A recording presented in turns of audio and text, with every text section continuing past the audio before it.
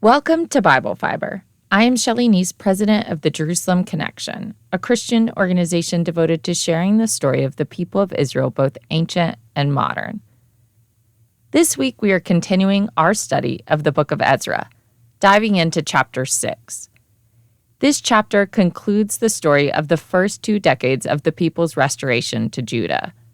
From the narrator's perspective, the first half of the book was the Old Age, a look back at the tale of the founding fathers of restored Israel and their completion of the temple. Our last chapter and episode ended with the Persian officials searching for a document to authenticate the Israelites' claim that Cyrus gave them permission to rebuild their temple.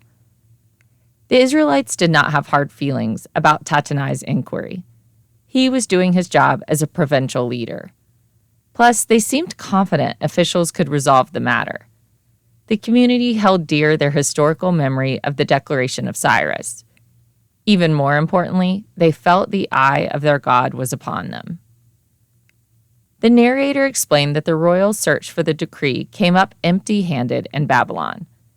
Though they did not find the document where they originally expected, they located the scroll in the archives of faraway Ecbatana, the capital of the former Median Empire and the mountainous summer residence of the Persian king.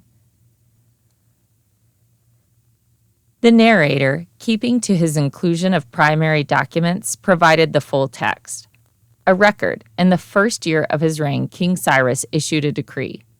Concerning the house of God at Jerusalem, let the house be rebuilt, the place where sacrifices are offered and burnt offerings are brought. Its height shall be 60 cubits, and its width 60 cubits, with 3 courses of hewn stones and 1 course of timber. Let the cost be paid from the royal treasury.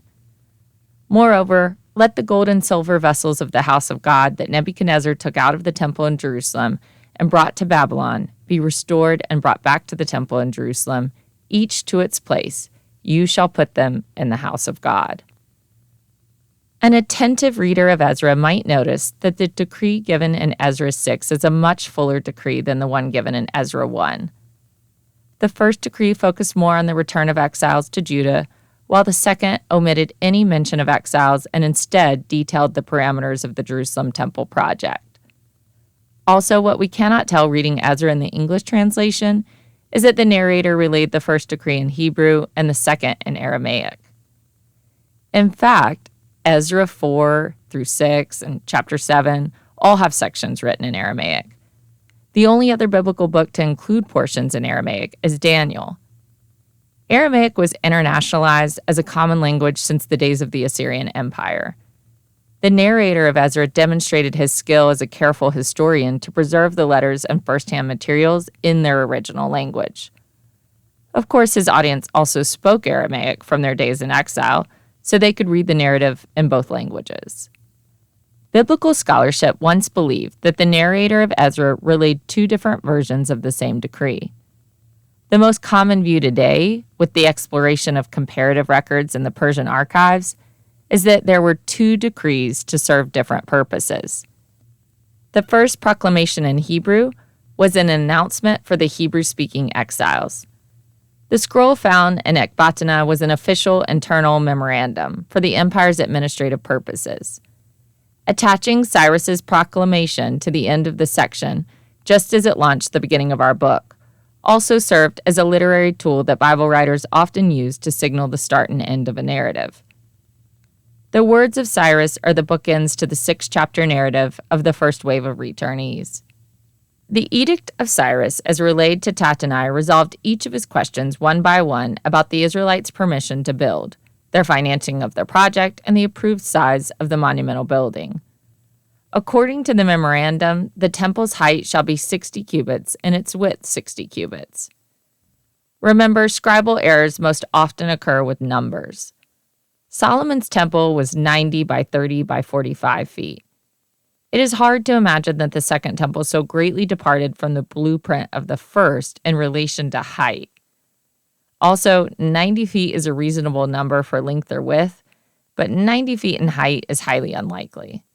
The memorandum called for the return of the temple treasures to Jerusalem. Of course, the story did not mention an idol because Jerusalem was an idol-less temple. In addressing the issue of the temple's financing, the memorandum explained that the project costs shall be paid from the royal treasury. Upon finding the original memorandum, Darius responded decisively.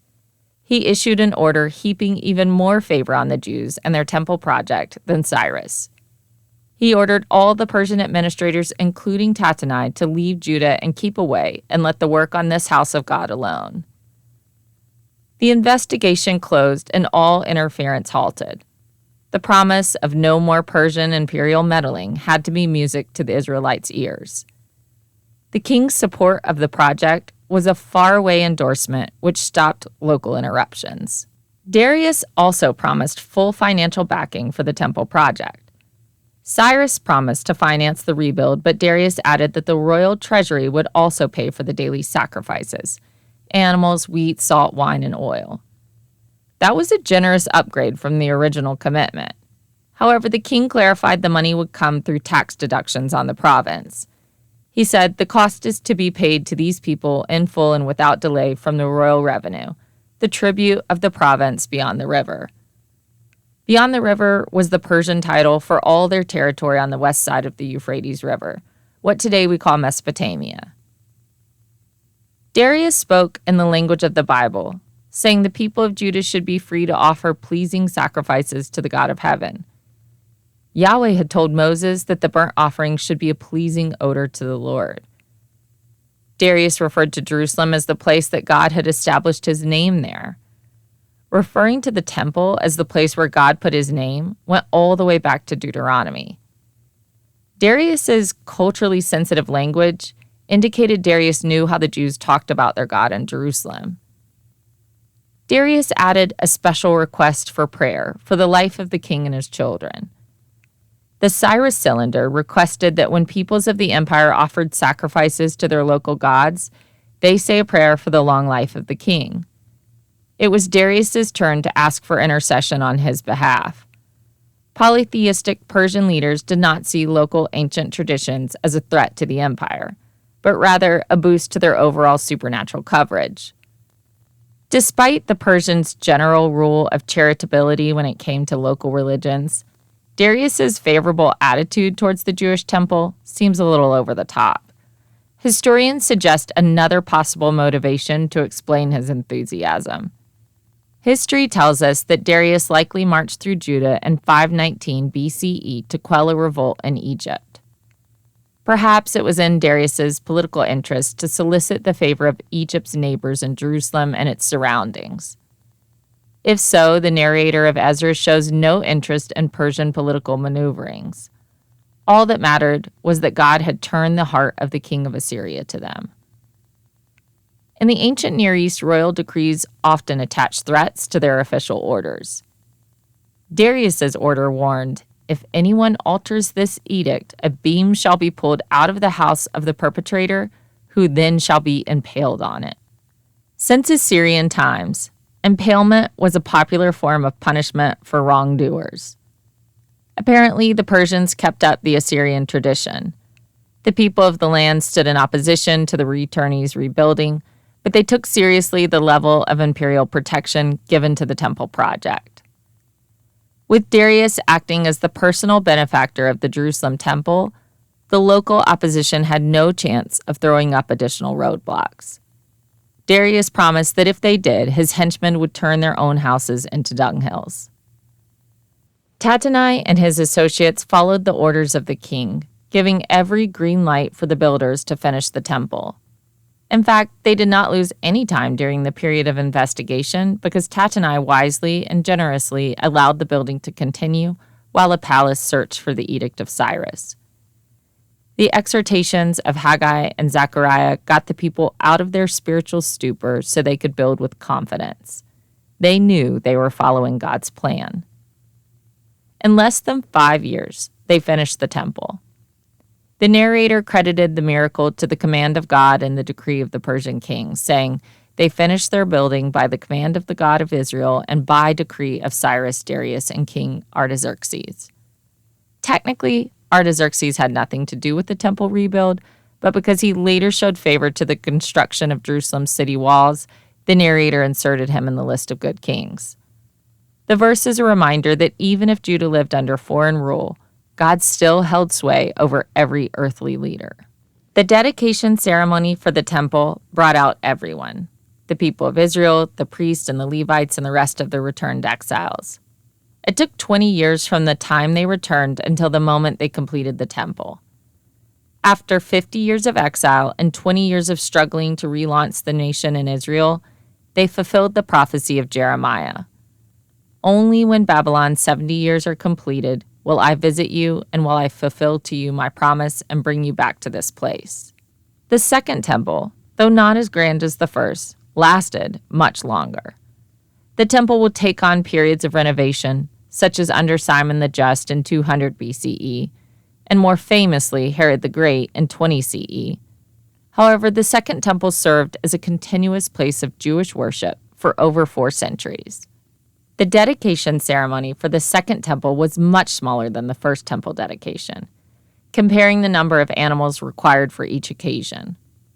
The narrator wrote that they all ate from the sacrificial meat of 100 bulls, 200 rams, 400 lambs, and 12 male goats.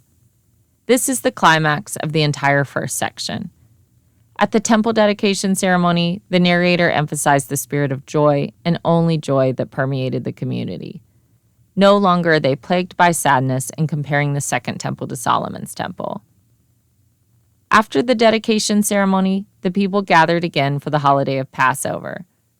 The Jewish liturgical calendar is the time anchor for Ezra as a historic text. With the completion of the altar, they had celebrated Sukkot. With the completion of the whole temple, they gathered to mark Passover and the Feast of Unleavened Bread, technically 2 different holidays that merged together. The opening scene in Ezra had called back to the story of the Exodus and the taking of a collection from their neighbors to aid their journey. The closing scene linked the Exodus with the returnees celebrating the holiday that marked God's deliverance from their captivity in Egypt. I imagine the rituals and traditions of their Passover Seder meals felt especially poignant to the newly returned foreign captives. As every element of the tradition pointed to freedom and deliverance, they realized the blessing of their generation. They witnessed once again God's hand actively working in the world to rescue them. The narrator emphasized that all the priests, Levites, and returned exiles participated in the offerings. Everyone needed ritual purity. Without the sacrificial system, the people of God had no way to deal with the problem of sin. They were eager to repent and reinstitute the sacrifices in Jerusalem. In Ezra and the post-exilic prophets, we learn that the people were conscious of the sins of their ancestors and determined to get things right this time. The sin offering, a Passover lamb sacrificed for every family, was essential to purify the whole community from the contamination of exile. Among the Passover celebrants were those who separated themselves from the pollutions of the nations of the land to seek the Lord. According to Exodus, circumcision was a requirement for all converts participating in the Passover celebration. The narrator does not note the status of the separator's circumcision, which means these are likely already circumcised Israelites. They were perhaps those Israelites who stayed behind in the land after the Babylonian takeover. In the years of separation from the community, they participated in the religions of the surrounding pagan peoples, blending Yahweh worship with worship of other gods. With the return of the exiles, the separators renounced paganism and all other gods, joining themselves once again to the covenant of Yahweh. The rest of Ezra and Nehemiah is harsh in their position towards outsiders. When the threat of assimilation with paganism rose in the community, Ezra and Nehemiah built up literal and proverbial walls between the Israelites and their neighbors. So it is important to remember this moment when all who feared Yahweh were invited to the feast. The inclusion of the separators in the Passover feast foreshadowed the extension of the covenant. In 4 centuries, Christ will die for the sins of the entire world. paving the way for all who call on his name to be saved from the consequence of sin. Thank you for listening, and please continue to participate in this Bible reading challenge. Next week, we are reading Ezra 7. 60 years passed between the close of chapter 6 and the arrival of Ezra the Reformer in chapter 7. In a sense, we've spent the last 6 weeks studying the prologue to the Reform movement. This marks the break between the two halves of the book. For all of the biblical references each week, please see the show transcript on our blog or by signing up for our emails at thejerusalemconnection.us.